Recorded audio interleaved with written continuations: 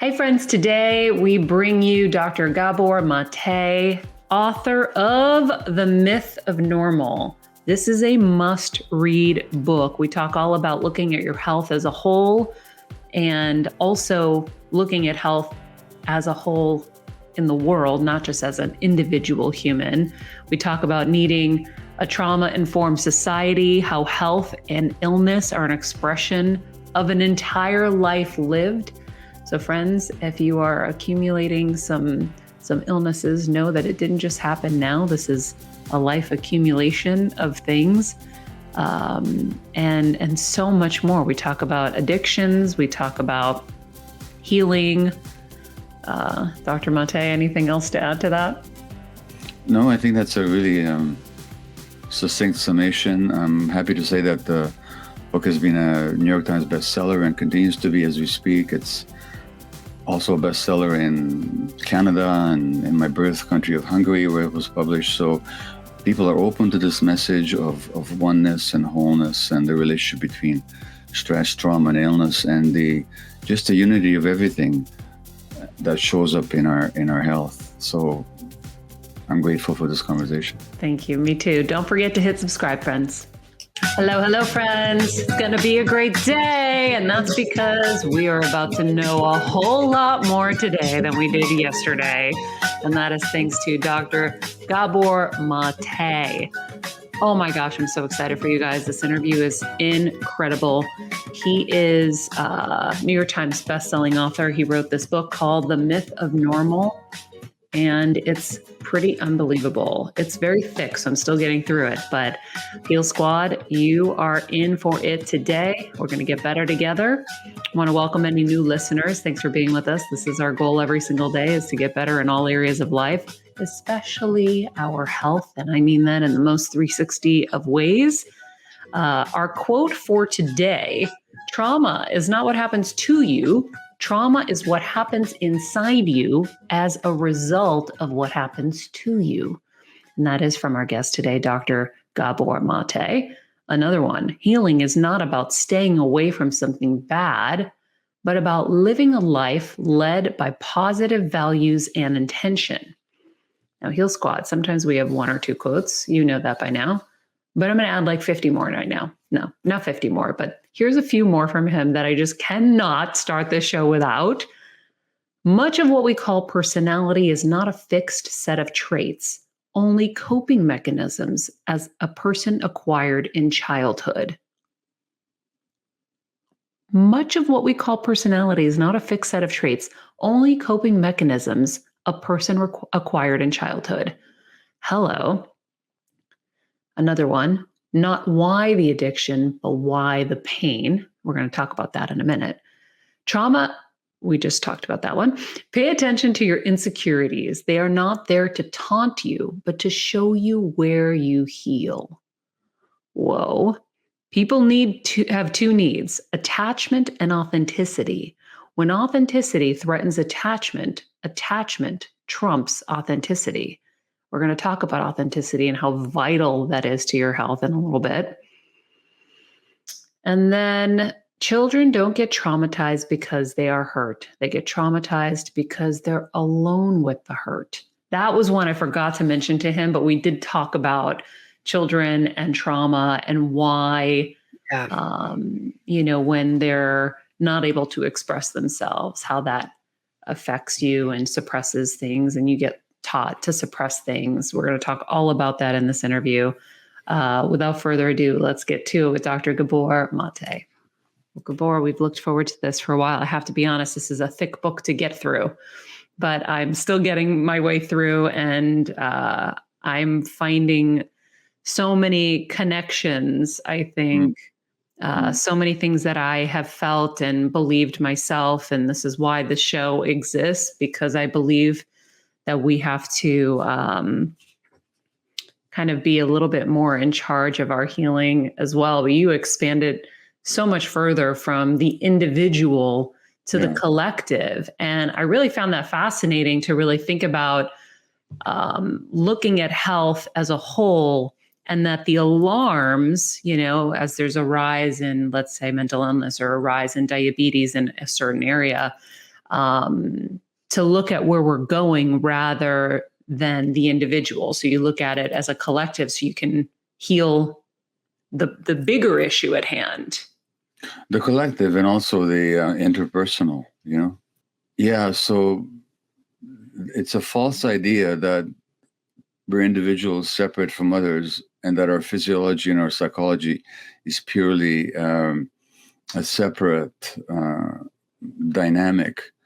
So from the very beginning, from conception onwards, our development is affected by our environment. And that includes the emotional environment. So already in uterus, the emotional states of the mothers are affecting the physiological brain development of the child. And those effects can be seen even decades later. And that happens right from birth, how we get born, the nature of the birth process itself. And then, of course, the early childhood. All these affect the emotional states of the child. And what we know, this is pure science, unfortunately disregarded by my profession, the medical profession, is that the mind is inseparable from the body. So our emotional states have a huge impact on our physiology. So illness, whether of mental illness sort or the physical illness, is not simply an individual manifestation, but it actually reflects our lifelong relationships with others in our lives. And so the people that develop autoimmune disease or depression or ADHD or malignancy, these reflect emotional and interpersonal and social factors, not simply separate biological events. Yeah, I think I noticed that with my mom when she was diagnosed with glioblastoma. Okay. I went on a mission to help her beat the odds. And the first things, aside from, the immediate, you have to have surgery and you have to do chemo and radiation, all of that. For me, the immediate was let's get to the emotional. I know that she had gone through a lot of things in her life. And there was a lot of pain that was just, in there percolating. And, that generation and being an immigrant, they don't, seek help. They just kind of bury it, but then it manifests into something. And so, but it was interesting, even going through her healings, how much I learned about myself. Her first baby was strangled by umbilical cord on delivery day, on Christmas Day. So when she got pregnant with me soon after, the anxiety and the terror she had until she saw me come out alive, I definitely have carried without knowing it. That's where I think I inherited anxiety from. Well, let me take a stab at kind of intuiting your mother's personality. I could be wrong, but I certainly noticed in family practice and in palliative care, and in a lot of the research literature as well, that people that develop malignancy, it's not accidental. In other words, it reflects something of their lives. So your mother, I would have guessed, would have been somebody traumatized in childhood, and then probably one of these people that repressed her emotions much of her life, especially her healthy anger. She probably looked after the emotional needs of others more than of herself, and she probably absorbed a lot of the stresses in her marriage with your dad, I would guess. And these are the people that develop illness, whether it's autoimmune disease or malignancy. And there's a reason, for example, why 80% of people with autoimmune disease are women. Because in this culture, women are trained they're even rewarded or admired for having those characteristics of taking on everybody else's stuff. Yeah, suck it up. And, suck it up, yeah. But the other part of it is, there's actually a fellow I interviewed for my book, The Myth of Normal. The guy I interviewed, he had a brain tumor, and he wrote a book called Blessed with a Brain Tumor. Yeah, I read that. I don't recommend that to anybody, but what he was saying, and a lot of people with illness have said to me, that the illness woke them up to how they were not connected to themselves, and they learned so much about themselves. So again, it's not a form of learning I would recommend to anybody or wish upon anybody. But illness does teach us a lot about ourselves if we see the connections. Yeah, well, I was diagnosed with a brain tumor soon after my mom and said the Yeah. same thing. I'm like, this is a gift. It's changing my life. And I've been on this path for the last 6 years, really focusing on trying to heal the childhood traumas and trying to heal from, everything in general. But it is a lot. And, you talk about health and illness are an expression of a life lived. Mm-hmm. And I sit here and it's interesting. I've just been having these conversations with my husband this week. There's been so much that I know I've gone through in my life. From the outside, it could look amazing, but my dad was a severe type 1 diabetic, almost died constantly of low blood sugars. My mom and I had to be in tune energetically to know when he was not in our presence, if he was okay, and then race to him and find him if he wasn't. And how old were you then, if I may ask? Oh, from child. Okay, so in other words, you were given the task of looking after your parent. Oh, yeah. So you became the parent. I've been the parent for years. I always said I couldn't have kids because I've had my own kids and my parents. Yeah. So what does that do to your capacity then to be aware and to highlight your own needs as a child? It means you have to suppress them. I would guess. Which then shows up later on in your life.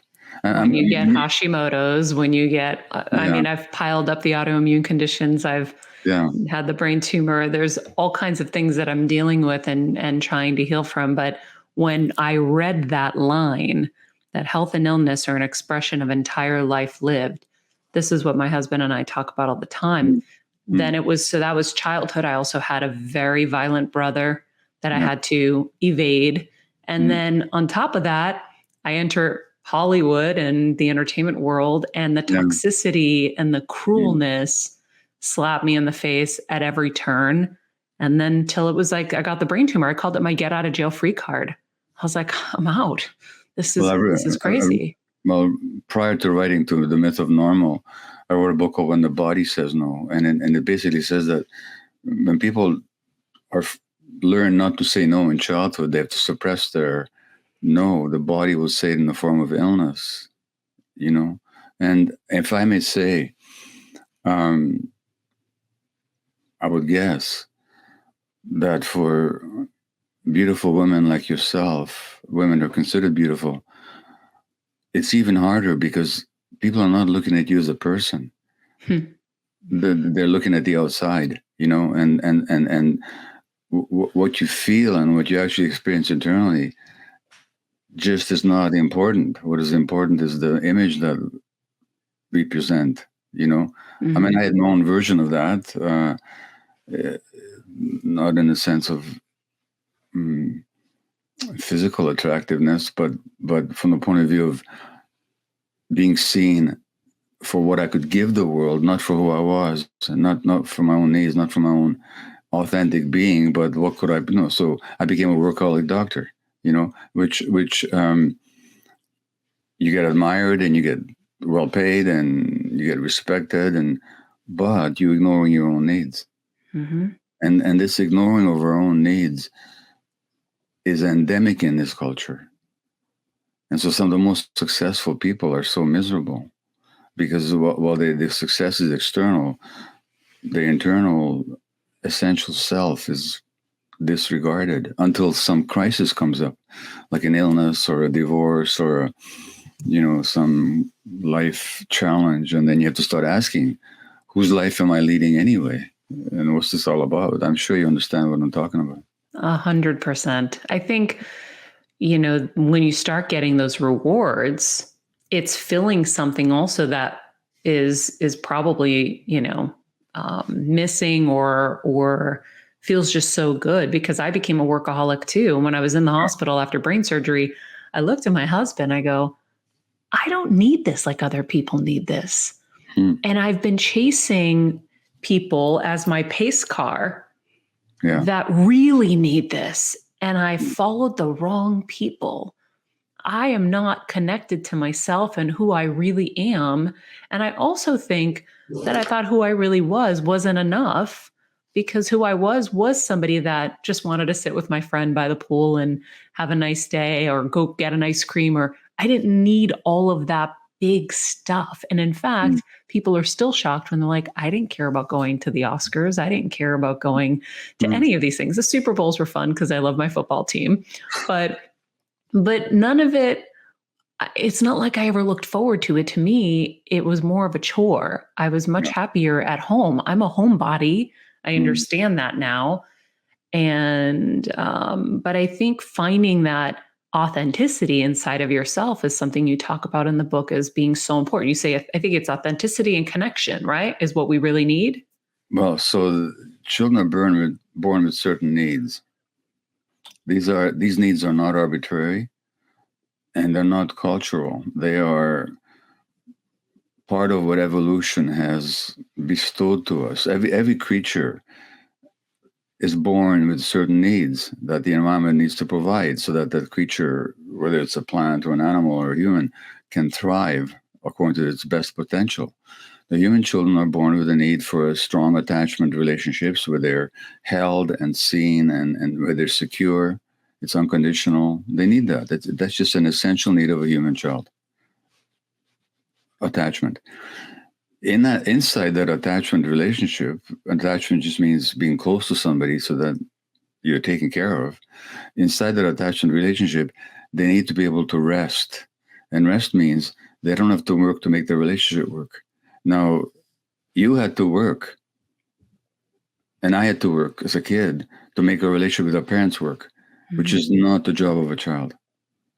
Number 3, we have to be able to experience all our emotions, all of our emotions, because nature has given us a whole range of emotions that are wired into our brain. That includes grief and pain and anger and joy and curiosity and lust and playfulness, sadness, fear. And the child ought to be able to experience all of those emotions and have those emotions accepted by the parents.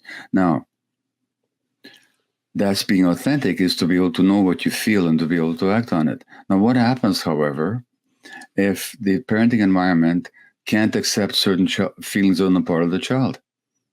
What if the parents have listened to one of these stupid parenting experts that told them that an angry child should be punished?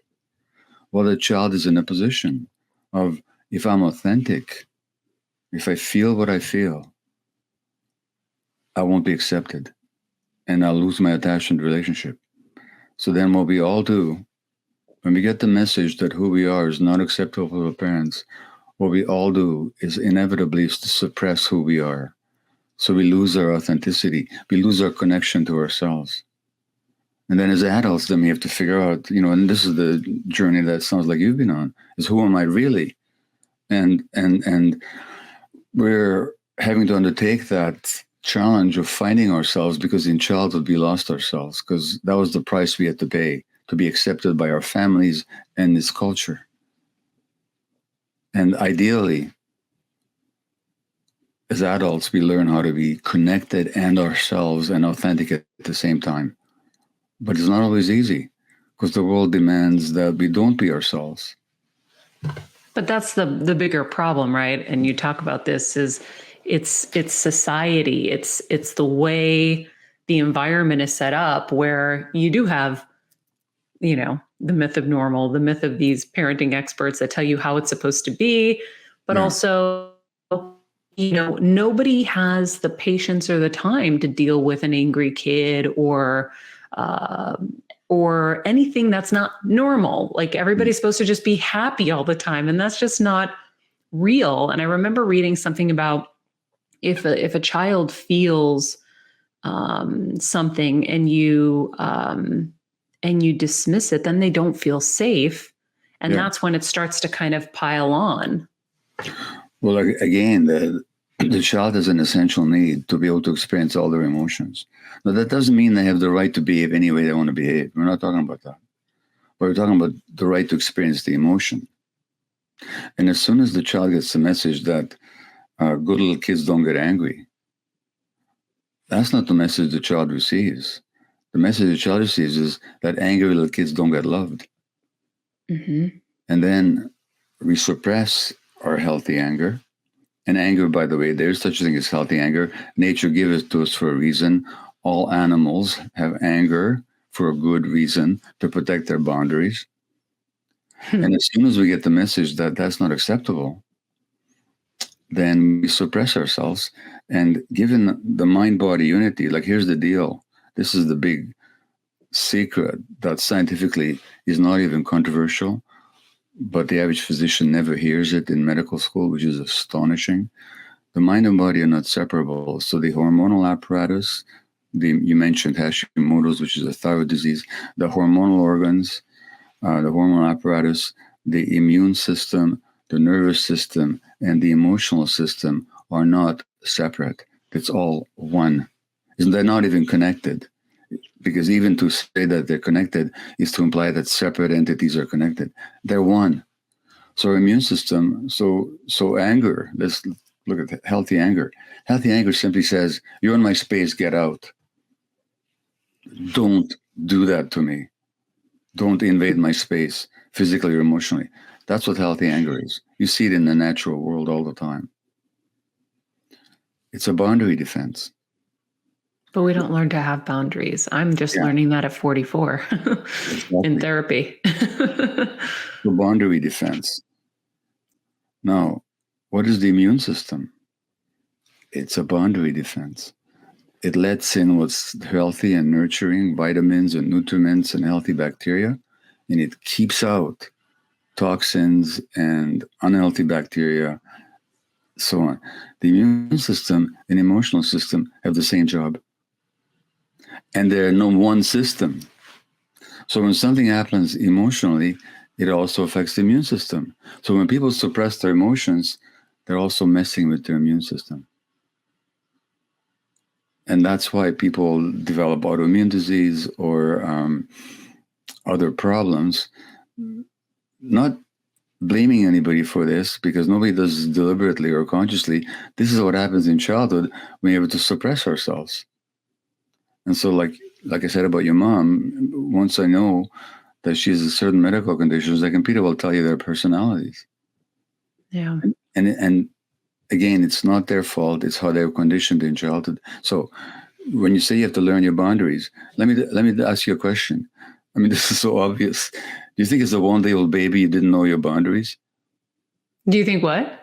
As a one-day-old baby, did you think you think you didn't know your boundaries? Of course not. Yes, you did. I did? Yeah, somebody tried to feed you something you didn't want, you'd go, pfft, Oh, good point. Yeah, you're right, actually. Well, of course you're right. and then a 1.5-year-old kid is, what are they saying all the time? What's the big word? They say no. Mm-hmm. They know how to say no. It's the first word they say, which is a boundary defense. No. So it's in our nature to have boundaries. Every animal has them. And something happens, so we have to suppress it. And so that's why in midlife or later on, then we have to find out or figure out our boundaries in therapy, because we had to suppress them in childhood. How do you know, though, how to let that anger out healthily? Because, I know that in December, I was really hurt by somebody in my life. And I've been meditating this last year and really trying to, focus on my healing and all that. And I've been in such a good place, right? So this person hurts me so badly, completely shocks me out of nowhere, breaks my heart. And my first reaction was shock. And then I said, well, this is their loss, because I know what kind of friend I am. I know what kind of person I am. It's their loss. It didn't mean it didn't hurt me, and it didn't keep coming in my thoughts, but I released. And then soon after was like, okay, I forgive that person. I know they're not healthy mentally, and that this is probably just them taking it out on me. So now maybe I'm rationalizing, I don't know. And I know that a lot of people are probably going through things like this. I'm going to explain it in these details, and then maybe I suppressed it, maybe. But I also thought that the Zen thing to do is not to think about it or try not to think about it, what is the way to handle something like that? Are you supposed to yell and scream and fight, or are you just supposed to, I don't know. Well, so first of all, I don't know that I agree with you about the Zen thing, because the Buddha, when you look at the Buddha's teachings, he didn't say don't be angry. He said when you're angry, be aware of it. So he said that he was talking to his monks, the bhikkhus, the monks. He says, or the bhikkhunis, the female monks, and he'd say when the bhikkhu is angry, he says there's anger in me. When the monk experiences joy, he says there's joy in me. So he never said suppress anger. So first of all is awareness. Now, much of the expressions of anger, they don't come with awareness. They're automatic. They're reactions. It's like I used to be a rageaholic. Really, I did, and that hurt my kids. And I don't mean I physically hurt them, but they witnessed my rages, and that wasn't healthy anger. That was me being triggered somehow. And then the anger just bursts out of me like out of a volcano. But if I'm aware that there's anger in me, then if somebody does something that's hurtful, I can say, this makes me angry. I will not put up with it. That's all. So it's no big display. It doesn't have to be dramatic. It's just appropriate to the situation. But it's no, you will not do that to me. You will not speak to me that way, whatever it is. So healthy anger is very simple, and it's in the moment. And once it's over, it's over. Like if I intrude on your space somehow, and you say, no, you will not do that. And once I've backed off, you don't have to keep being angry with me. Mm-hmm. Just you may not want to see me again, or you may choose to see me again. That's totally up to you. But the anger doesn't have to keep percolating inside you. That's the difference between healthy and unhealthy anger, is that healthy anger is a boundary defense in the moment. When it's expressed, done its job, it's over. Is that clear? Yeah, it is. No, I said that emotionally. Emotionally, I would say that. And I said it to my husband. I was like, no, this was really wrong. And I'm not letting this person talk to me like that. I'm not saying anything to them because that is my answer. My silence is my answer at this point. Fair enough. But I know it's really hard to know how to properly express it. But I think that really helps. It's at least acknowledging it and kind of setting that boundary, maybe out loud. You said something interesting. So do you think? And I mean, this is what I feel. The anger is what manifests. The repressed anger is what manifests illness. Oh yeah, there's lots of studies on that people who repress anger are more likely to get autoimmune disease. Like I said, like what happens to anger that you repress? Does it evaporate into the atmosphere? It doesn't. It turns against you in a number of ways. That the anger that the healthy anger that a child can't express, turns into self-loathing. It turns against the self. Another thing that happens to healthy anger, which is if it's not expressed, we push it down. What's another word for pushing something down? Depressing it. What do you think? What do you think depression is all about? It's all about the pushing down of healthy anger and emotions. Why does the child do that? Because it wasn't acceptable for them to experience their emotions. So to be acceptable to the environment, they pushed on their feelings, they depressed their feelings, then they're diagnosed 20 years later with depression. Or also, if you're pushing it down, to me, you're pushing it down into your gut. Exactly. That's what that felt like to me, just, intuitively just now. You're pushing it into your gut, and then that's where all kind of disease starts. Well, actually, if you look at conditions of the gut, like irritable bowel syndrome, that a lot of women get, there's a significant percentage of women with IBS, for example, who were sexually abused as children. But they had to repress their emotions. And literally, they pushed it into their guts. And inflammatory conditions of the guts like colitis and Crohn's disease. Again, it's characteristically happens to people who suppress their emotions, which also means that if they learn to experience their emotions and to express them in a healthy way, their diseases can lighten up quite a bit. And I've seen that over and over and over again. Mm-hmm. So it's not that there isn't a biological process going on, but the point is that the biology is inseparable from the psychology. And so that just as our physiology can affect our psychology, so can our psychology affect our physiology. So that if somebody comes in with autoimmune disease to see me when I was still working as a physician, of course I would give them the medical treatment that they needed, but I would also initiate a discussion saying, well, what's going on in your emotional life and what's your history? And are you willing to talk about it? And the people that are, they find often they get better. Yeah, you'll laugh, but after my mom and I dealt with the brain tumors, people started reaching out to me via social media, via whatever way, to ask for help. And so I started being the fake doctor behind the scenes, helping them. And so I would share everything that I had learned to give them a head start, because with brain cancer, you don't have a lot of time.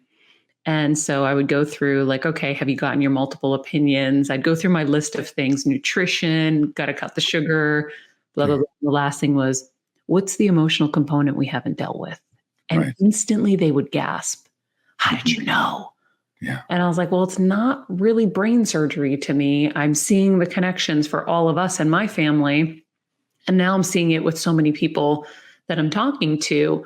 But the regular medical world doesn't take this into consideration at all. In fact, as I was reading your book, one of the things that really stood out to me, I mean, there were so many, was again, not treating things as a whole, and the whole part of the medical system where we have specialties. So everybody's a specialist. So you go see the gastro specialist. He's just looking at that one area. He doesn't care about all the other symptoms and all the other things to connect the dots. That's now our job, because that's what I tell everybody here on the show every day. We have to be the CEO of our health. We have to try to connect the dots. And you talk about that in here. It really is left to us. But the specialties thing, I think, is really interesting. And I wonder what you would share with everybody about that, having been in the system as well. Well, I was trained in a conventional medical school and received a conventional mainstream medical education. And let's acknowledge that modern medicine has tremendous achievements to its credit. It's amazing what medicine is capable of achieving these days. But there's a huge missing link in medical education. And this is all the more frustrating and puzzling because the science is actually there. It's not like it's not just intuition and kind of insight. It's science. So let's take 3 diseases, okay? Multiple sclerosis, rheumatoid arthritis, breast cancer in women. In the 19th century, great pioneers of medicine, like the person who first described multiple sclerosis was Jean-Martin Charcot, a French neurologist, who in 1870 said, this is a stress-driven disease. Rheumatoid arthritis. In 1896, I think, a great Canadian-American physician, Sir William Osler, one of the great medical teachers of all times, said that rheumatoid arthritis is a stress-driven condition. In 1870, a British surgeon, James Paget, said that breast cancer was related to emotions. Now, they had no science to back it up. They just had their observations. Now, in the 150 years since then, there's been all kinds of science proving the validity of what they're saying, how related stress and trauma are to all of these 3 conditions. Multiple papers published in significant medical journals, and not a word of it is mentioned in the medical schools.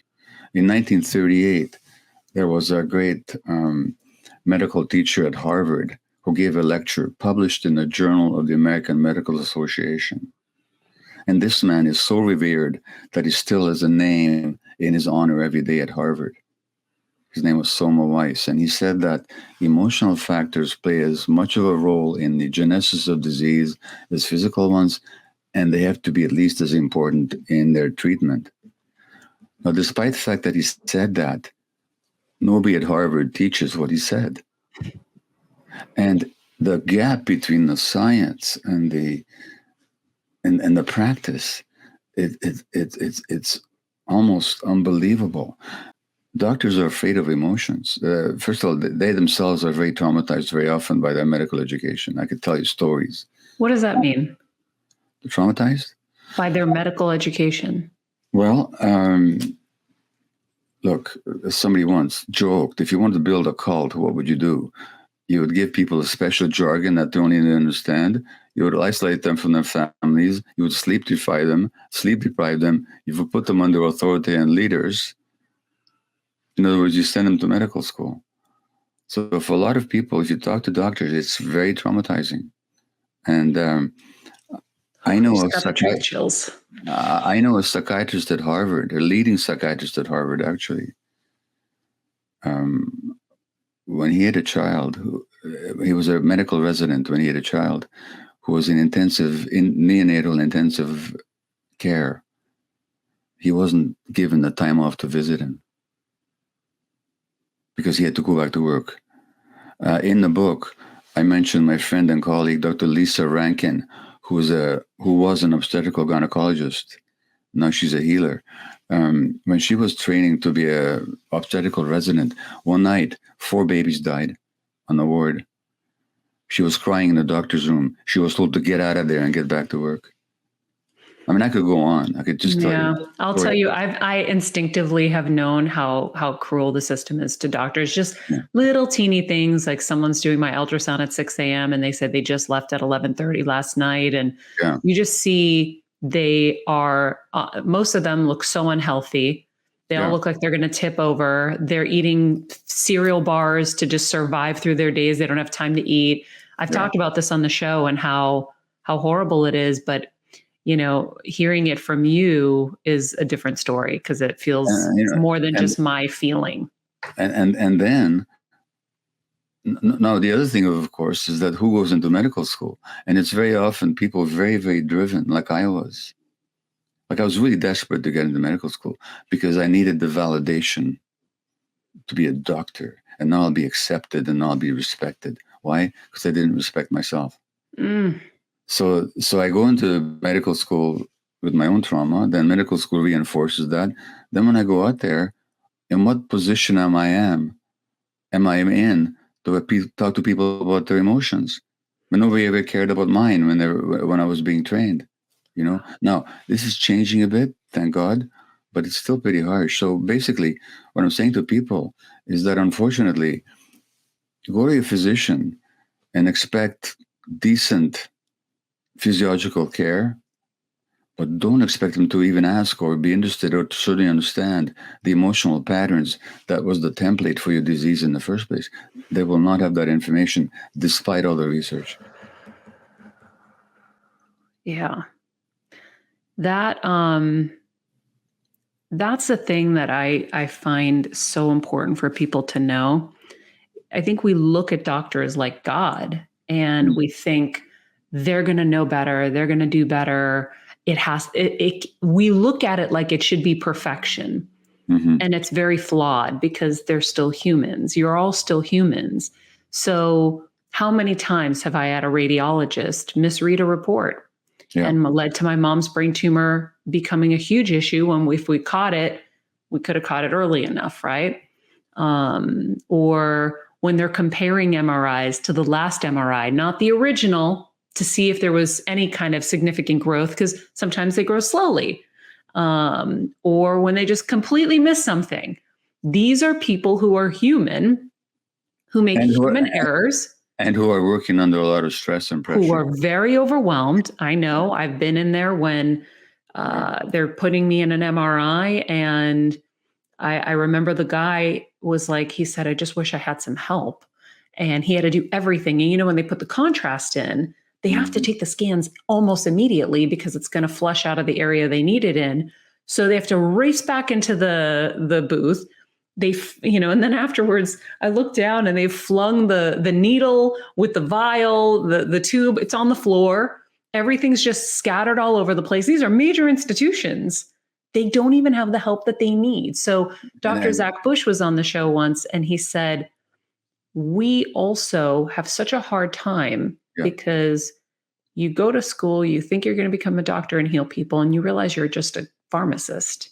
Yeah. And then the depression sets in when you know you can't do the very thing you wanted to do, which is heal people. So now I'm coming to you thinking, heal me. You behind the scenes are horrified because you don't want to say I can't heal you or I don't know how to heal you. And it's just this disconnect. And then how do you feel when you're the patient in that environment? When you see this sort of stress around you, it just creates less safety in you. And actually, for healing, you need a sense of safety.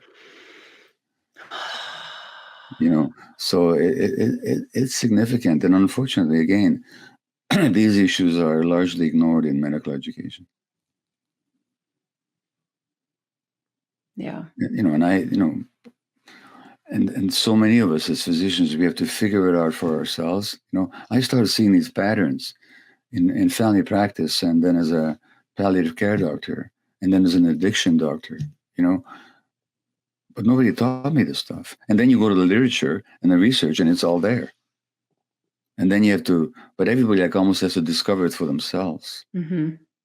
So that's the state of the art. Yeah. You mentioned addiction in the book too. And you say, I hope I get this right. I think you say something like, you shouldn't be asking the addict why they're addicted or what they're addicted to. It's get to the pain. What's the pain that's drawing them to this? Yeah. So I worked for 12 years in Vancouver, British Columbia, where I live. And Vancouver's downtown east side is North America's most concentrated, notorious area of drug use. So more than anywhere in the States. So in a few square block radius, we have thousands of people injecting and inhaling and injecting drugs. And I was down there for 12 years. A lot of these people have HIV, hepatitis C. Sometimes they live in the streets.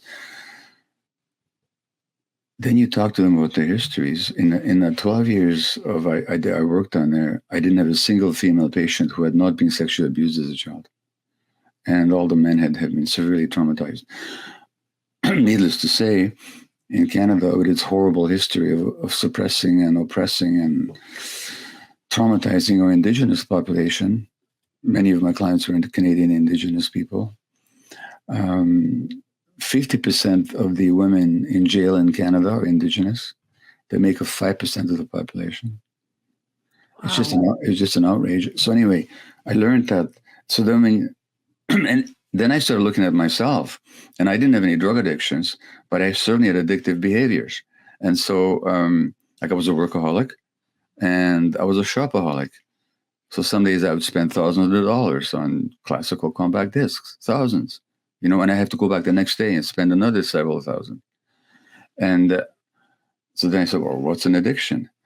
So addiction is manifested in any behavior in which a person finds temporary relief or pleasure and therefore craves, but then suffers negative consequences and has trouble giving it up. So craving pleasure, relief in the short term, suffering in the long term, inability to get up, that's an addiction. I said any behavior. So that could be drugs, illicit or licit drugs, alcohol, cigarettes. Could also be sex, gambling, pornography, shopping, eating, extreme sports, gaming, the internet. One could go work, of course. One could go on. And then when you ask people, well, I don't know, I can ask you, if I'm intruding, just say no. But according to this definition, have you ever had any kind of an addiction? I'm not asking what, but anything at all. I don't care what. I'm not going to ask what. I think I could have an addictive personality. So I was always careful not to indulge in anything that could become an issue. But I don't mean drugs, any behaviors, work. Any behaviors, work for sure became one. I don't think it was an authentic one. Okay. I think it was, I think it became one only because I was competing with people and thinking, if they can do it, I can do it. So if they can work 1,000 jobs, I can do it too. See, I can handle it. But let me ask you then,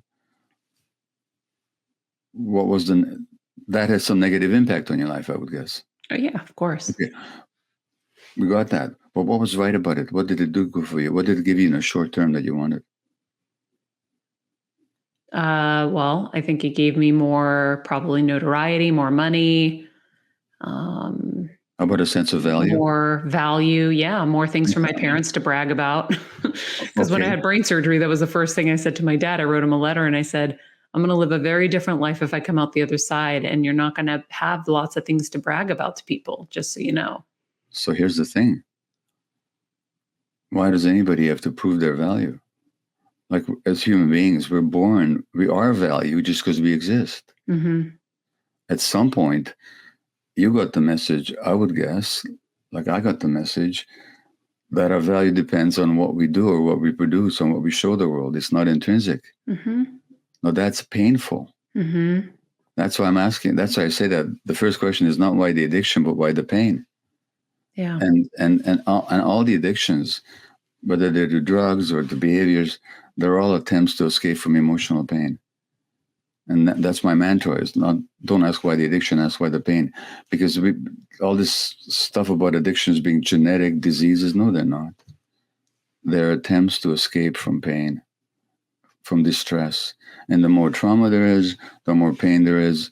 Statistically, the much more likely you are to be addicted. And that's not even controversial. So with my downtown east side patients, it was evident.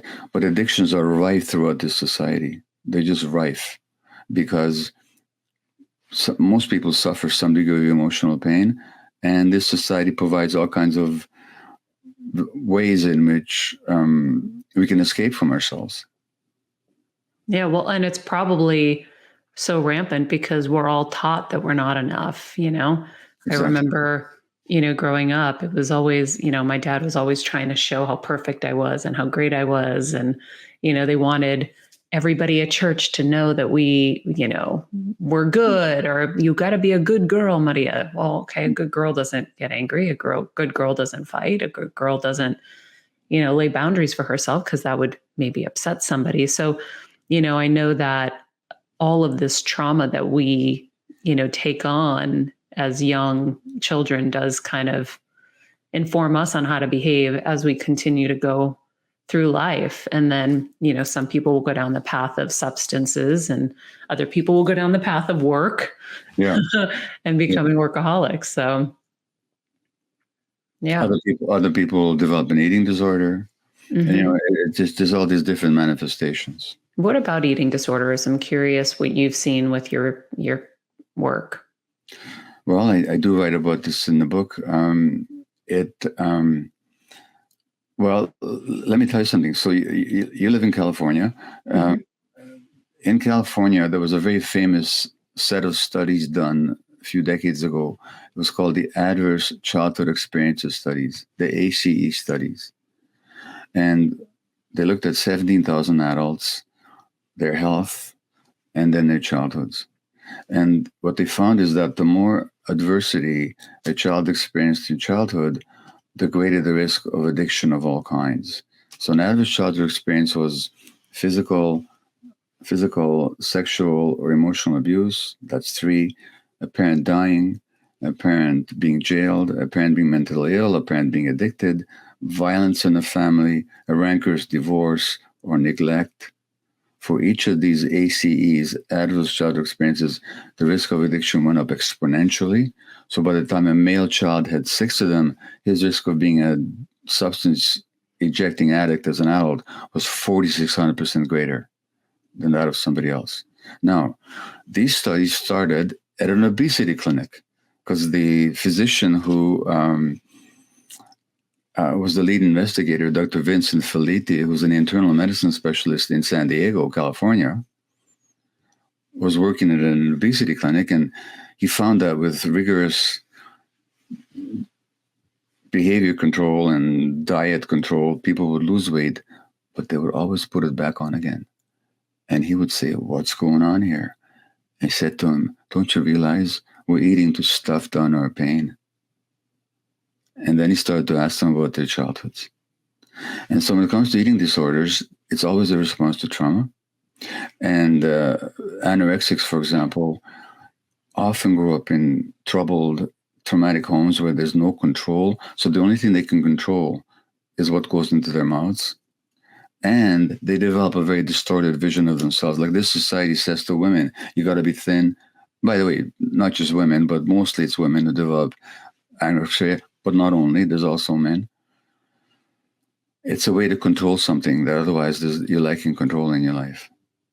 And it's a way of trying to perfect yourself in a society that demands perfection. And so, and as far as bulimia, it's like any other addiction. It provides temporary relief from emotional pain, temporary. So eating disorders are always tied to, and the people that work in this area, some of them recognize that, and some of them only deal with the behaviors. And to deal with that, and the people that recognize the emotional underpinnings are naturally going to be much more able to help people rather than just let's control the behavior. But there's always an emotional pain quotient that underlies eating disorders. Yeah. I mean, it sounds like everything does technically, right? Everything has an emotional component. Do you feel like if you're able to, and what have you found? Maybe I guess I go there. What have you found that has been really helpful in healing the emotional scars and traumas in terms of the physical healing? So like, whatever has worked in the emotional capacity has then led to the physical healing. Yeah. So you mentioned earlier that, at age 44 now, you're working on defining and imposing your boundaries. In other words, what you're learning is to be yourself, to be authentic to yourself, and so in the first chapter of the book, I talk about what trauma is. And so trauma is a wound. That's actually what the word means. It comes from the word wound. The Greek, you might know this, it comes from an Greek word for wounding or wound. The biggest wound is the disconnection from ourselves. And that disconnection from ourselves is not an accident and it's not a mistake. Going back to our conversation earlier, when the environment doesn't accept you, you have to kind of develop a persona that's acceptable, so you disconnect from your real self. And you also talked earlier about how the doctors don't get this, so you have to be your own CEO in a sense. Mm-hmm. Well, in the book, we talk about agency as one of the healing principles. So the most significant dynamic, emotional dynamic in healing chronic physical illness is reconnecting with yourself and gaining agency. Not that you don't accept advice, but you're in charge. And so reconnecting with yourself, that's the essence of it. And now how does that show up? For example, and I give some instances of this in the book. Somebody with rheumatoid arthritis, say, or multiple sclerosis, they have a flare-up. Now they can look at that flare-up simply as a medical misfortune. Let's take the drugs and get it over with and get on with life. And I'm not saying not to take the medications, but I'm saying in addition, look at your life. Because we know from studies and experience that flare-ups of multiple sclerosis or rheumatoid arthritis are often preceded by stress. And these stresses are generated by your lack of awareness of your own needs. So if there's a flare-up, look at it. What's my body trying to tell me? How was I stressing myself that I didn't realize? If I recognize that, and if I then, usually I took on too much. I was carrying too much burden for other people and not looking after myself. Not because I meant to, but because I wasn't aware. If I become aware and not take on so much stress, the disease doesn't have to keep flaring up. Because essentially the disease is a signal from my body to myself. And so this is real practical implications. Because I know people with rheumatoid arthritis or multiple sclerosis who, once they get that message, their disease abates. Yeah, I think you said seeing the disease as an agent of healing. As a teacher, really. Yeah. as a teacher. And healing means becoming whole. That's what it means. And literally that's what it means. And so that disconnection from ourselves that is imposed by our childhood environment means a disconnection, a loss of wholeness. Healing means regaining that wholeness. And so when we talk about recovery, by the way, what does it mean to recover? It means to find something. And what is it that we find? We find ourselves. And so that's the potential teaching benefit of illness. Again, I don't recommend it. I don't celebrate it. I'm just saying it can work that way. What I'm really saying to people in this book, if I may show the book, is that okay? Yeah, of course. I have it right here. I was just about to show it, and I was just about to go through some of the pages I lined with notes. Well, so the point we're making in the book is that we don't have to get sick before we become whole.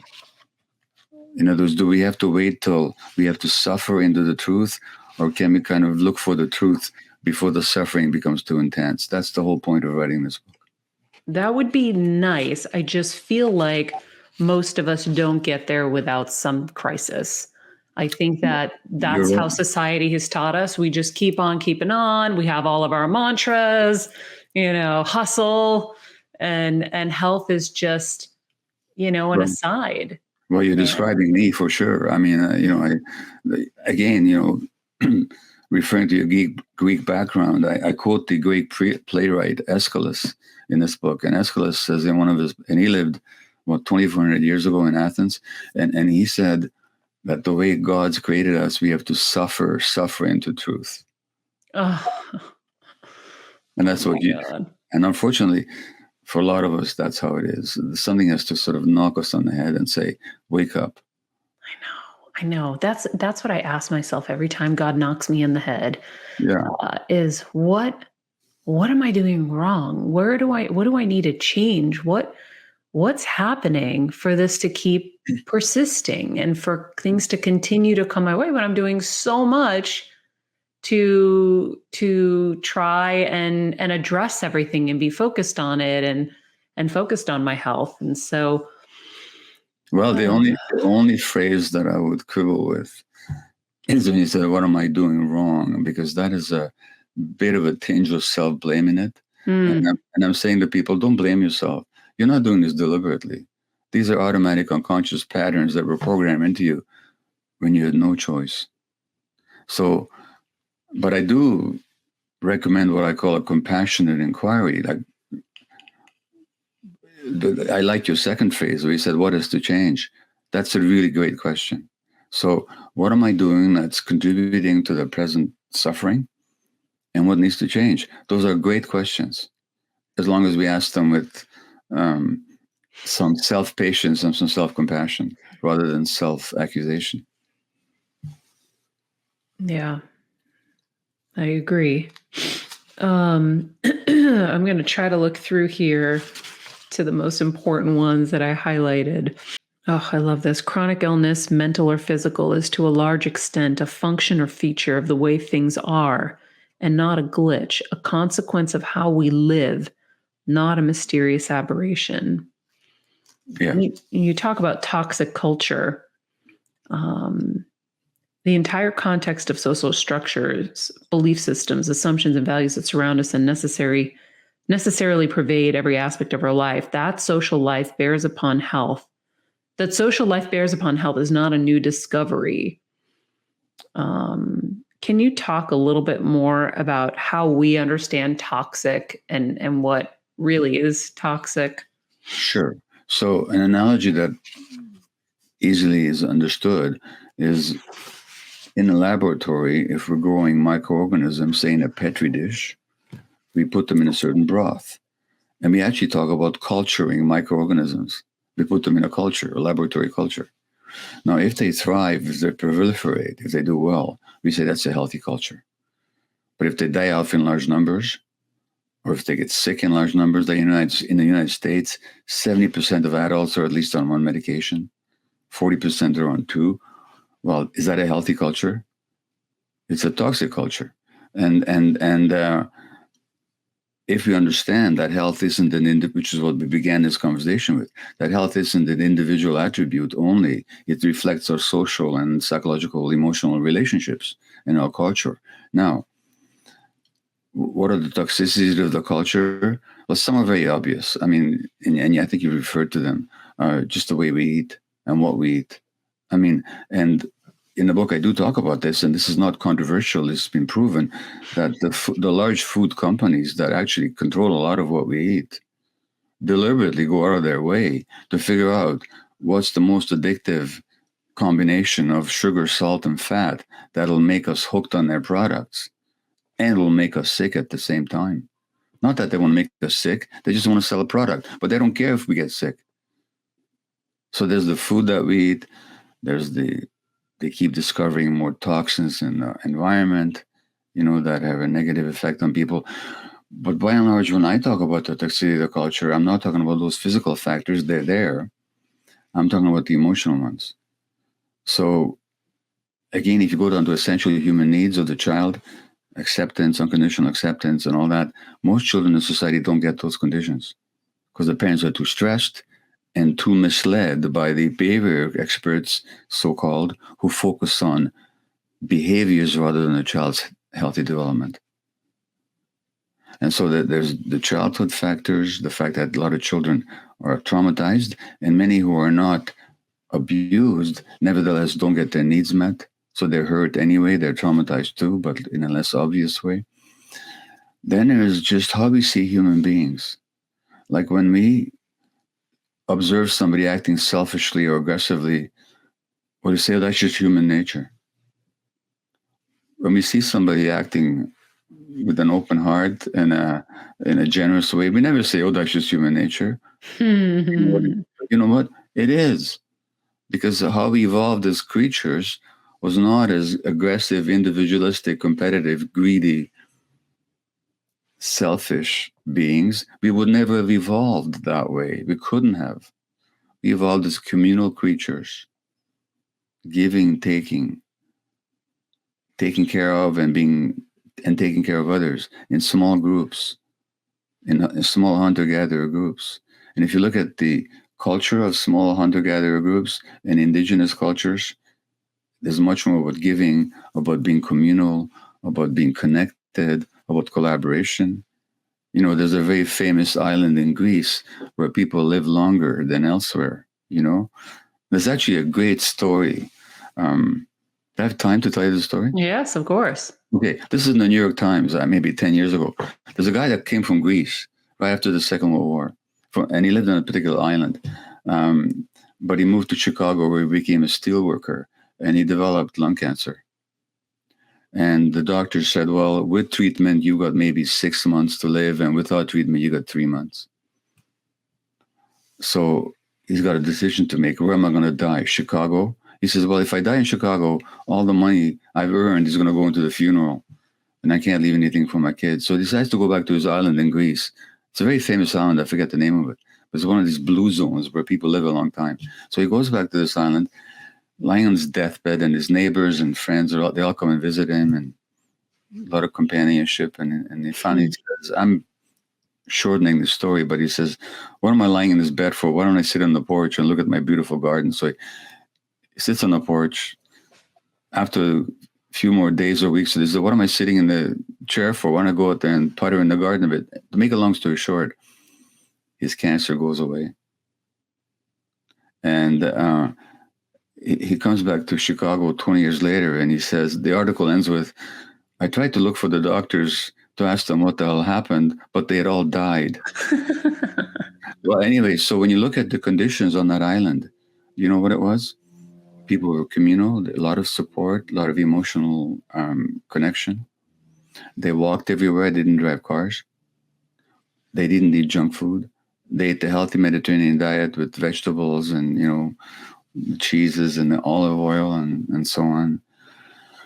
There was no time pressure. There was no stress. When people said they would come for lunch, they might show up at dinner time and nobody cared. A totally different set of life. So I'm no longer remembering what question I'm answering here, except to say that that was a healthy culture. That was a healthy culture. And in that healthy culture, and by the way, uh, the question of people who miraculously survive terminal diagnosis and decades later they're still alive, this has been studied by at least two experts in the United States. One of them is Dr. Kelly Turner, who's who's an oncological psychologist. The other is Dr. Jeff Rediger, who's a psychiatrist at Harvard. And I talked to both of them. And I've talked to such patients myself. I described some of them. They were given a month to live or 2 months, and then 10 years later, they're alive and healthy. You know, and the big difference is they connect to themselves and they gain some agency. They become the CEOs on their own lives for the first time in their lives. I don't think it's easy to do. I don't know if I could do it. I'm just telling you what I've seen. So that this capacity to reconnect with yourself, you asked, what is the biggest factor in healing physical illness? Connection with your authentic self, being your authentic self. That's the biggest factor. I think that's a great place to stop, and a really, really major message for all of us is finding our true self and connecting to it. And I do believe that would heal so much, and be pretty miraculous too, especially with those examples, because I've read Kelly Turner's book. And I was thinking about it the other day. I had interviewed Deepak Chopra, and we talk about how small we are. Even the Milky Way is so massive, but yet so small in comparison to the rest of the universe. And we're just a teeny, teeny fragment of that. And I remember driving around the other day, and I said, why do we care so much about what people think of us when we die, they go to the funeral and then their lives move on? They don't care. That some people, your closest people, are going to be, maybe mourning for a week, 2 weeks, but then life's going to go on, because life is for the living. Yeah. Right? You really, in a healthy situation, you don't want to be living in mourning for too long, and don't want to be so tied to the past. You want to stay present and be moving forward. But, he was like, I know my top 25 friends probably won't even be able to come to my funeral because they're so busy. And he's like, and I know that in a week, 2 weeks, like I'm gone. It's over. And it's really stuck with me. I really thought about it later. Like, so we give so much power away. It so happens that I was at a dinner with Deepak in San Francisco just a week ago. No way. Well, we care so much what other people think because in childhood we depend on it. And so that gets programmed into us. Mm-hmm. That's why we care so much. So it's not a mistake. It's actually a survival mechanism in childhood, but then it becomes a limitation in adulthood. And that's the whole that's the whole essence of healing, is these imposed limitations that our families and cultures and communities unwittingly imposed on us. Can we break out of them to become truly ourselves? That's the whole challenge. And it's a lifelong one, by the way. You're still working on it? Well, I just turned 79, and I've joked about this. I've written my own epitaph. You know what it's going to say on my gravestone? What? It's going to say, it was a lot more work than I had anticipated. My husband says he's going to write, nobody tried harder. Well, that's the whole point. Yeah. But you know what? It's so worthwhile. Yeah. As I think you and I both know. It is. It is. Wow. This was an amazing conversation. Thank you for this book. I think it's so important for everyone to read and for everyone to really digest all of the lessons in here. I'm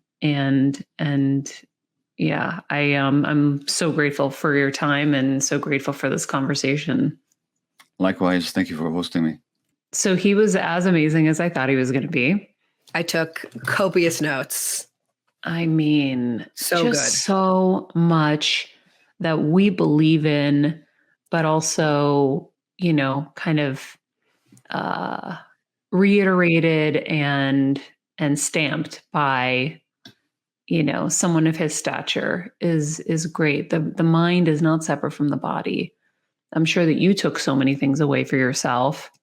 I was making sure I went down into some baths for you. I appreciate it. I'm like, she's not jumping in, so I'm jumping in for her. I appreciate it. Like when you brought up because I wanted to go back to the eating disorder stuff and then you brought it up. So I wrote notes about that. I mean, everything, the IBS, like Carolina has it too. We're both over here like, yep, my mom with breast cancer. Like it's just, and exactly what you just said, we hear this, but like with someone like him, just reinstating it, it really is like, wow, it's a big wow. And it's nice to hear. And yeah, he's brilliant. I feel like I remember after surgery, I remember in my journals, and I remember saying to Kevin and therapists, I'm like, we've built a life I didn't want. And I remember wanting to sell my house back then. I wanted to downsize. I wanted to simplify. And we didn't do it then. I simplified in some other ways, but I don't know if it was enough. But now you can do it. And now you are doing it. Yeah. Which is, it's nice. I want to move to that island in Greece. Girl, it's okay. I'm like kind of back on the Nashville game. I'm like trying to find a cowboy. That's been my new revelation of the week. I'll tell you about it. Oh, I'm curious. Because we were talking about that again too. I was like, Nashville just seemed like such a nice little fun life. I think that's what I'm saying. But what I'm missing, and I see that, is the community. And that's why I was attracted to that community in Nashville, because it is a community. I know I've been yearning for that forever. I never really had it. And I had a little of it when growing up with family, but we never had it with our neighbors growing up. We never had it anywhere. And then I had a smidge of it here at some point when we became friends with all the neighbors, and then they all moved out in COVID. Right. And so I know I need community. I know I want to be able to walk over to a friend's house and sit with them. I don't love the idea that everything is an hour away here and seeing friends is a chore that you just don't end up doing because you're just too exhausted. And so I don't know. I might just blow up my life after this interview. Okay, me too. I'm in. In a good way. In a good way. Yeah, I'm in. I really liked, I want to bring him back to ask about psychedelics too. He talks about how he did I think it was ayahuasca or psilocybin in his early 70s. And he like went back to when he was a baby. And I don't know, this man is just so interesting. And the fact that he's like 79, swims 2 kilometers a day, 70 doing his psychedelics. Like he's still living this life. Like you said, keep learning, keep growing. And that's so inspiring to me. So I'm like, you know what? I agree, Maria. Let's blow up our lives and keep learning and growing. And if something doesn't feel right, change it. Yeah. I really connect with the living your authenticity. And it's really, really hard. But I think that we should keep finding people to come in to talk about how to live our most authentic lives and how do you blow it all up and in search of it, right? And just realize, like, I mean, to me, I think I used to say this in different incarnations of the show. When you turn 40, you should just be like, okay, I'm blowing it up. I want to switch it up. Let's do something different because life is so short. Let's just change it up. And then if we don't like it, we go back to something else or whatever. We're so afraid of losing our spots and losing, momentum or whatever. Sometimes we just have to really take into account, what do I really need and what do I really want? And so the good news is, at least for me, I love what I get to do every day. And I love that I get to talk to people like this and have proximity to people like this. Yeah. So I'm not in one of those toxic jobs anymore, thank God. But the other good news is I can do it from anywhere. So maybe we're moving to Greece, Queen. Okay, I'm in. Carolina, let me know if you're in. All in. She says yes. But the other thing I want to say too, going back to what you were just saying, it's like we all feel like we have to be in this box, but then like to what he was saying, we're all so scared of what everyone else is going to think. And it's like, that's something that I'm consciously working on. Yeah. I'm like, who cares? Who cares? And I don't know why I do care so much. I'm like, yeah, who cares? So I want to make a Heal Squad sweatshirt that just says, who cares? Oh, I like that. I do. I think that's what I love about our merch. To me, it's like a reminder, but I want another reminder. Who cares? Just remember I that. love Who that. cares? Stop. So important. Because we're killing ourselves worrying about what everyone else is going to think of us, what everyone else wants from us, what everyone else, expects of us. Piss off. Piss off, and who cares? I'm in. Sign me up. I'm angry, and I'm allowing my anger to be present. No, as you should. As you Piss should. the frick off. Healthy anger. I mean, that was crazy too, but it makes so much sense. Like I wrote suppression of healthy anger equals depression. Healthy anger that a child can't express becomes self-loathing. Like just, oh my gosh. All these things again, it's all these things that we know, but I don't know why hearing it from him and the way you were asking him too questions where he would say something, you're like, okay, but how? Like, I don't know. It just really, all of it really resonated with me today. And I am grateful. Yeah. I wonder when you think about kind of the origins of some of your stuff, do you feel like you're really able to address it in your therapy sessions each week?